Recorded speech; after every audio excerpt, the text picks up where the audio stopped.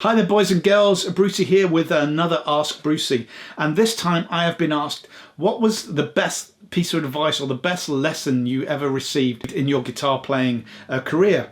Now there are quite a lot of bits of advice which really stick out, but when I thought about it, what I thought I would do when I answer this question would be what was the one thing that jumped straight into my head when I read the question. And that was a piece of advice I got from my guitar teacher at Berklee, Mike Williams, on the blues course. Phenomenal player, phenomenal teacher, phenomenal inspiration. Hats off to him. You know, he changed my life in many, many ways. So thank you. He changed my playing in many, many ways. And that's what made me think of this piece of advice. The piece of advice was this: think of your guitar playing, be it rhythm or lead, as an aeroplane flying around in its airspace. You know, aeroplanes have air traffic control to kind of keep them out of the way of other planes and stop them crashing. So what you need to do with your guitar playing is do exactly the same. Think about your rhythm parts. If you're playing a rhythm part with a keyboard and the keyboard is playing there, then you play higher. You are keeping out of their airspace. You are not filling up the frequency spectrum that they are in, or the bass. You know, stay out of the way of other instruments in regard to where they are sat in the frequency spectrum. And what I mean by that was also in where their parts are playing. If you're playing with two guitars in a band, you know, one guy's playing his A chord up here, you play the A chord in a different position. You are getting out of their way. Make chords smaller. If someone is playing a big 4 chord, maybe just play a single note or a third or something.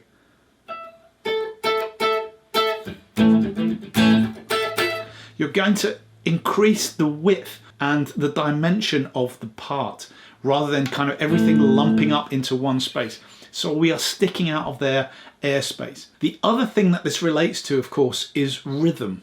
We are working in time. So what I mean by sticking out of someone else's airspace in time is if you've got, you know, a part that's going boom, boom, boom, boom, then you play on the offbeat potentially. Boom, boom, ja, boom, ja. You are out of their way, you are out of their space, you are filling in a new part. That doesn't mean you need to do that all the time, because if you're playing in the pocket, then maybe something James Brown, then you're all going to be hitting together.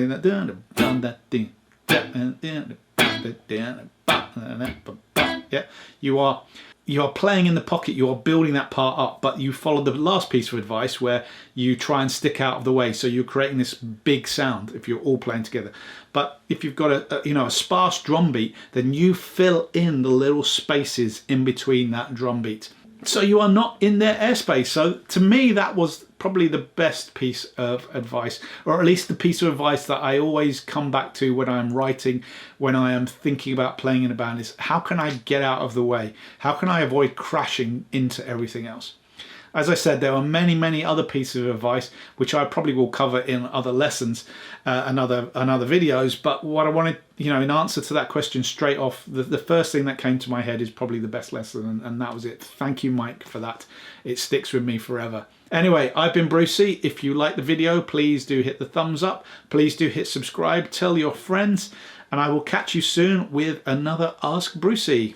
Take care, my friends.